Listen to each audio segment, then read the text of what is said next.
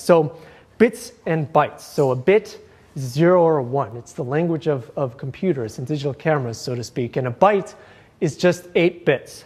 And this allows us to have 1 byte represent so many different discrete values. So if we have 8 bits, how many different values can we represent with it? So more than 16. And the reason is that just like we have when we are talking about our own counting system, where versus binary, which goes from 0, 1, and then, let's see, let's do this, and then 1, 0, where we count from 0 through 9 before we go to the next place. So if we have, let's see, I'm trying to figure out how I can make this, explain this more easily. But let's say we have the number 128. Now we know what this is intuitively because we've learned how to count in base 10. But if we go back, and I'm not doing this to try to say that you all are stupid, because I know you're not, but I'm just trying to break this down for you. We have, and this is going to sound very elementary, but we have 3 places. We have the hundreds place, right? We have 100, and then we have a tens place. We have 2 of the tens place, and then we have a ones place. Now, when we have 3 places here, we can represent how many different numbers when we're thinking about the decimal system. So if we have the ones place, the tens place, and the hundreds place, how many different numbers can we represent? We have 0, 0, 0, that's 1, 0, 0, 1, that's 2. 999, well technically 1,000 if we include 0, right? Okay, now keep this in mind when we're talking about binary. Now binary looks like this, but it has the concept of places as well, but it's just a little bit different. So we have a ones place, oh boy, this is going to get confusing, a twos place, a fours place, an eights place, a 16s place. And what ends up happening is that when you figure out that what you did up here was basically you did, okay, well the ones place can have 10 different digits, the tens place can have 10 different digits, and the hundreds place can have 10 different digits. You figured out that, okay, when I have 3 digits, I can have 1,000 different values. In binary, when I have 8 different digits, it's 2 times 2 times 2 times 2 times 2 times 2 times 2 times 2. That's 8, so that's 2 to the 8th power, which is 256 unique numbers that can be counted with 1 byte. And you can, if you want to convince yourself of this, you can go home tonight and you can start from 0 and count in binary. 0, 1, all right, 1, 0, okay, 1, 1, and then 1, 0, 0, and then 1, 0, and keep going and going and going. You will figure out that you have 256 different values. Okay, now, it's possible to convert numbers from binary to decimal, but I will spare you of that horribleness. Okay, now, when we are talking about bytes, remember that we said that there's different file types that exist, and one of the predominant file types is JPEG, and that has so many bytes attributed to it. So does anybody remember anything about the JPEG file type? It was how many bits could we store? We said it was an 8-bit file type. So that means that each color could have 8 bits of information. So we could have 256 different values for red, 256 different values for green, and for blue. Now, the same sort of thing happens with histograms. The histograms are computed based on a level of black to white, where black represents the value 0, and white represents the value 1. Now, what's important to realize is that these histograms that we've been looking at don't talk about color. It's just talking about black and white. But there's an inherent problem with converting black and white to color. And in fact, there's a couple of different ways that we could, well, no, I said it backwards. There's an inherent problem in calculating, did I say it right? Calculating black and white from color is what I meant. I don't know if that's what I said. Okay, but anyway, so we have 256 different values that we can deal with, and we have to try to convert this color down into it. And so, as you recall, we have the JPEG file type, where each color can represent 8 bits of information, so 256 different values of information. And so to make that a little bit more concrete, if the red section is 0, then there's a complete absence of that color. If the green section is 0, there's a complete absence of that color. If the blue section is 0, there's a complete absence of that color.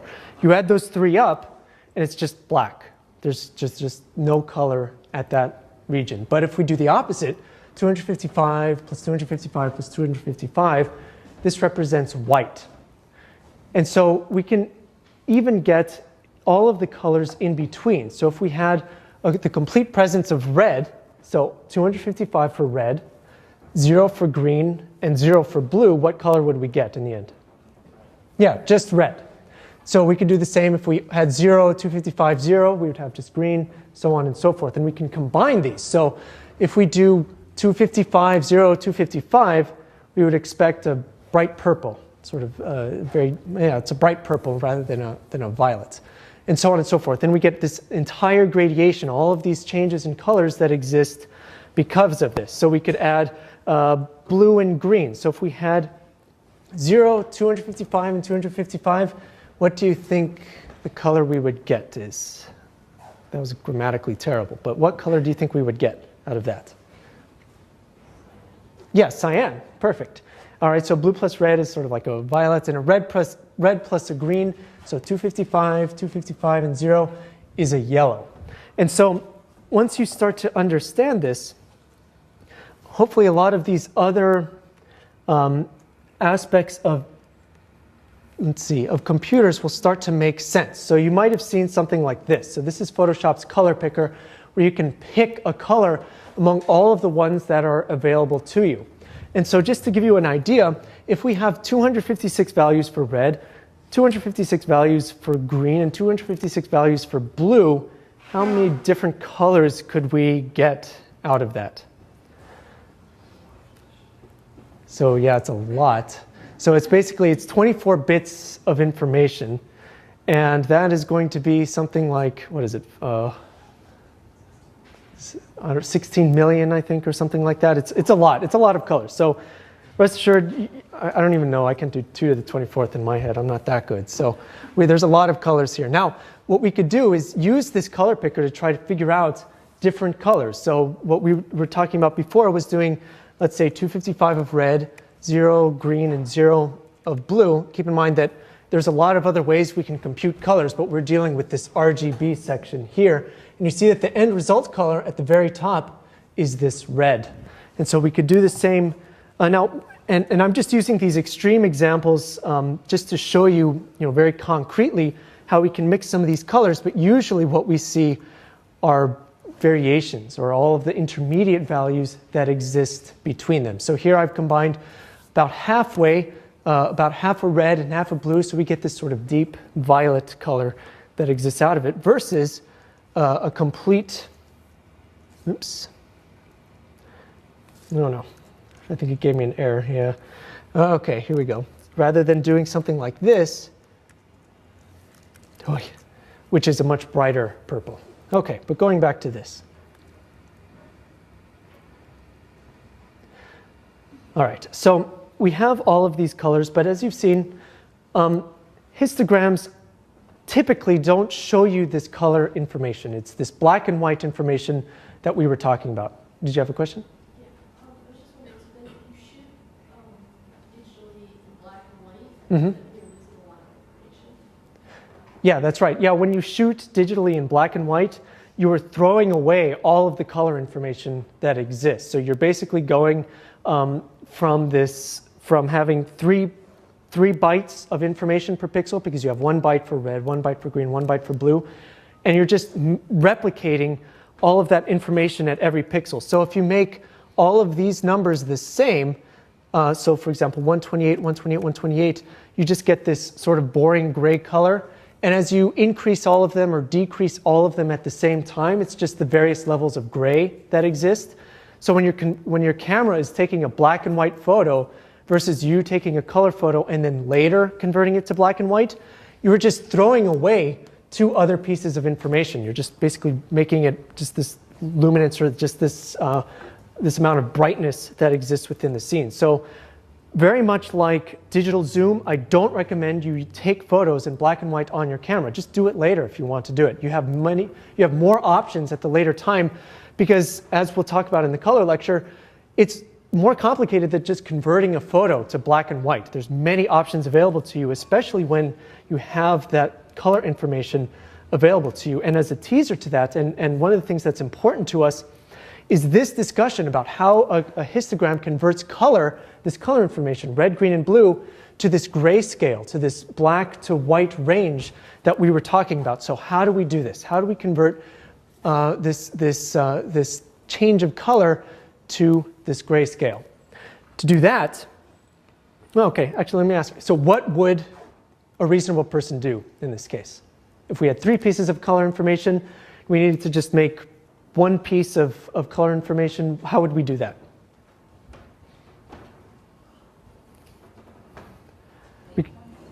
We could just average the red, the green, and the blue, for example. And then we would get something that looks like this, just this sort of dull gray color. Okay, but in order to figure out how we actually do this, we have to take another step back to the very first lecture when we talked about the eye. So now you can see that all of this stuff, where I'm always, before I was always punting it off like, oh, we'll talk about this later, we'll talk about this later. It's starting to come together now, and it's a very exciting time for us here at E7. Okay, now the eye, we were talking about the rods and cones that exist within the eye. So if you remember, the eye is in the center of the eye, at least the color information is provided to us by the cone cells. And there's 3 different types of cone cells, but primarily we have the M and the L type cone cells in our eye. So we have the majority of the cone cells consist of the M and the L type, and the minority consists of the S type. And I believe that the average person, this doesn't mean that, I think when they say average, they just mean the average of all people, rather than, you take somebody randomly and that's an average person.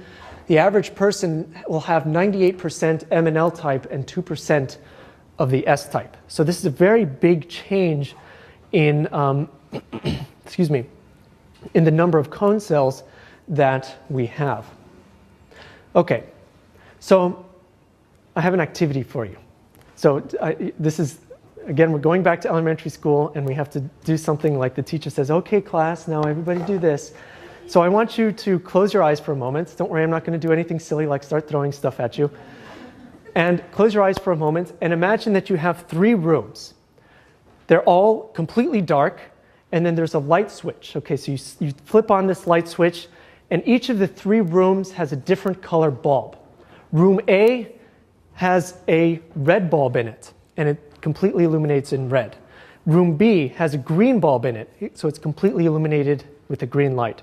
Room C is a blue light. Now imagine that they're the same intensity, it's the same amount of light in both rooms, in all 3 rooms. Which room appears the brightest? When you go in, which room can you see the most in? Green, right, and that's exactly right. And that is because of the cone cells that we have in our eye. We are tuned, for whatever reason, most likely evolutionarily, that we are tuned to be able to see large gradations in the green color. And that is reflected in the fact that we have the vast majority of cone cells in our eyes are the M and the L type, which are stimulated mostly by green and to a lesser extent, but still to an extent, by red light. And blue light is all the way back here, detected by those S cones, just because it is a short wavelength. And in fact, that is exactly what appears to us in our eyes. So if you sort of imagine each of these is converted to grayscale, this should look kind of approximately right in terms of how bright this color is, how bright this color appears to us. The green is by far the brightest. Then there's the red, which is still kind of bright, but a little bit darker. And then there's the blue, which even though it is the same intensity as the red and the green, it is considerably darker to us. And if you're familiar, I don't know if all of you went through this, but when I was in elementary school, they had us do these hearing test. They put us into this room and they put a large headset on us, and they would gauge our response to various frequencies, like to determine, how tone deaf we were to various frequencies. And you could always tell which ones were just very, very hard to hear. They were so faint, even though they were probably at the same intensity. And it's the same sort of thing. Our ears have different response to different frequencies of sound, and our eyes have a different response to different frequencies of light. So this is very, very important to us when we're talking about luminance detection, or the brightness detection of a color, when we're trying to convert it to black and white. And we can actually quantify this into an equation. And in fact, that is what we do when we're talking about luminance. Yes, it's funny because there's more equations here, but this is important to us when we are calculating a luminance histogram. So a luminance value is made up by 30% red, about 60% green, and about 10% blue. So on a scale of 0, which is completely dark, and 100%, which is completely light, this is about how much each of these colors appears to us in brightness. So 60% is to green, so the majority of the brightness comes to us by green. Then half of that is red, and then poor old blue over there has the short end of the stick, so to speak. So we can then say that the green is twice as important as the red when we're taking color into account and converting it into black and white. And it's important that I'm talking about luminance. I'm talking about the apparent brightness of a scene and not any other type of black and white. So there's other ways that we could compute black and white from color, but I'm just talking about how we perceive the scene in terms of its brightness. Okay.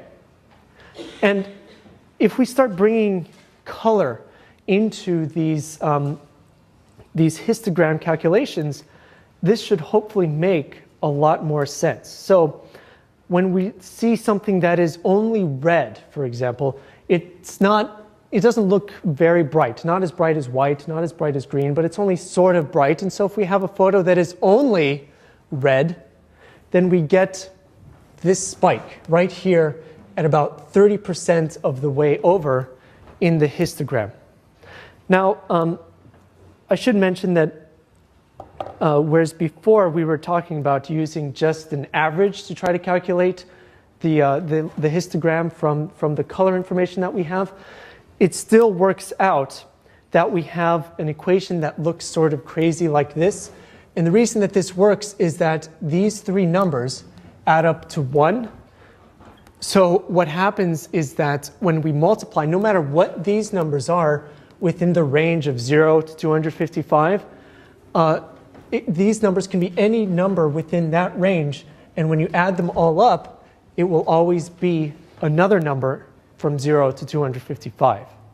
So you're not going to get more than that. You're not going to get less than that. It's always going to be somewhere right in the middle. And it works out. If we think of, if we have all red, so 255 red, all green, 255 green, and all blue, 255 blue, we expect that to be white, right? We were talking about mixing those colors, and we get white as the result. So if we did that, we get what for our luminance calculation? So you could actually do the math and figure out that, all right, I'll do the math. We could simplify the equation and make it a little bit easier, but we could also just do the math and make it a little bit easier. So let's say we said we have 0.3 times 255. So that's about 77.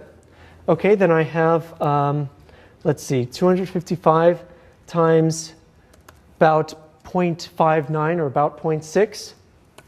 That's 150.45. Okay, then I have the blue, 255 times 11%, 28.05. Now if I add those three together, you see that I get 255, which makes sense. So this equation still makes sense. Even if we have the complete presence of all these colors, which represents white, the luminance calculation still shows us that it is bright. It's fully bright as we would expect it to be. And similarly, it should hopefully be easy to figure out what 0 would be. It's just 0 plus 0 plus 0. So the luminance would then be 0. So here, when we talked about using the total presence of one color when we're trying to calculate one of these histograms, and we have red right here. Now remember that I said that if it's all red, it's 255 times 0.3. If you remember, it was about 77. And if you take a look at the data that exists here, you see that's precisely what this shows us. The average amount of data in this histogram is 76. The median is 76. The level is 76. That's because all of this information is right here at 76. And so this is proving my point where I said that we have complete absence of brightness here at value 0. Then we go all the way across to 255. That means that all these intermediate values are represented by the color. So at about 30% of the way, or a value of 76, we have this one large spike in the luminosity histogram. Okay, so what would this look like if it was all green? How would yeah, so it'd probably be like about right here, about 60% of the way over. And how about all blue? All the way right here, something like right there, about 10% of the way over. And again, if you don't believe me, you can actually open up a, you can go into Photoshop and just open any old object like this or any old document and then actually use, let's see, I said let's try blue. So I'm going to pick an all blue color down here using the color picker. Okay, click OK and then paint bucket it in. Now if I show you the histogram over here, hopefully I'm not going to embarrass myself. You'll see that it is exactly 10% of the way over. Okay, that's pretty cool. But one of the things that's really cool is if you were ultra nerdy, more so than me, and you actually try to make, okay, so imagine this. So you've seen how we can try to figure out a way that we can paint color into an image right here, and then actually show as a result some known spike in the histogram. So imagine you took that a step further and you tried to make an image in the histogram based on the values that you put here. And that is exactly what this one guy did, which is really awesome. He made this histogram right here, which is the old New York City skyline. And the image that made that is this gradient right here. And if you look at it, you'll actually be able to see that there's varying amounts of color. And actually, you'll also be able to see that there's, even though this is a grayscale, it's a grayscale gradient. In other words, it goes from black to white and the values in between. There's not supposed to be any color. You can also sort of see that there's like a kind of a green tint to it here. This is a good precursor to my big rant in a couple of lectures about properly calibrating the color of your monitor, because it will show you this color improperly. Okay, but getting sidetracked here. So now, if we look at this gradient, you'll see that there's varying amounts of each of these colors, and he was actually able to use that to his advantage to create a gradient like this. So it's pretty cool, and it's definitely a pretty good read. And if you really wanted to, you could copy this into Photoshop. It's very meta something. It's pretty neat. Okay. Anyways, back to this.